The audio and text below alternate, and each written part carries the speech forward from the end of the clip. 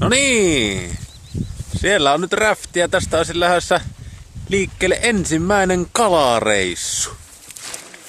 Ankkurin minä tein itse avokadopussista. Pistin sinne tuosta kiviä. Katsotaan miten se pelittää. Mikähän tästä tulee? No niin, täällä ollaan nyt. Tultiin tämmöiselle merenlahdelle.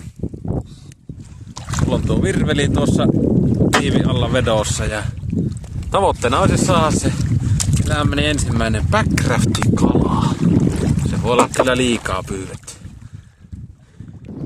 No, täytyy todeta, että onhan tämä ankkurin aika säälittävä. Ei se paljon menoa hiasta tällä tuulella. Jatkokehitykseen. Mutta on siistiä. Aivan huippu.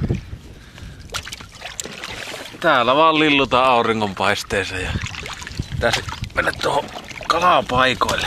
Ruveta heittelemään. Ahaa, nyt on kalaa kiinni. Nyt on kalaa kiinni. Vau, sieltä se hauki tuli.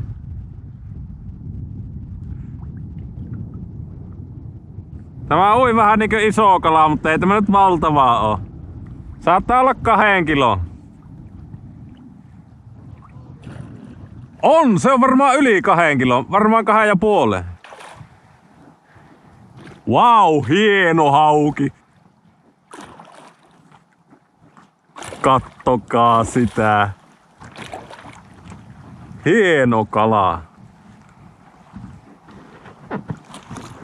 Nyt se lähtee menemään.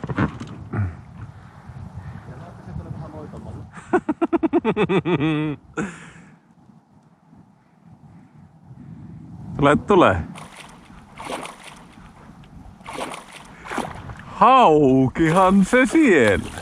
On hieno kala.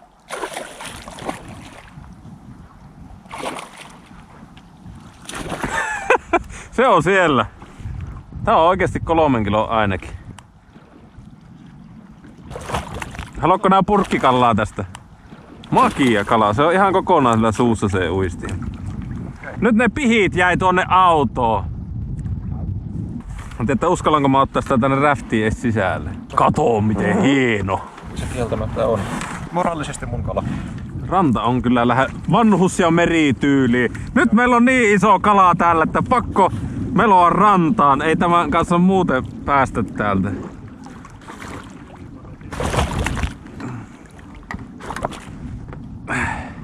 No niin, melotapa rantaan. Miten minä meloon rantaan, kun mulla on täällä haavia, mulla on täällä kalaa ja mulla on...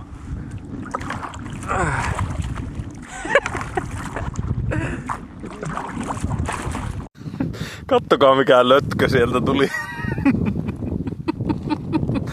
Tämän kanssa te muutessa tossa niin tuli kyllä mieleen, että tarvis vähän isomman veneen.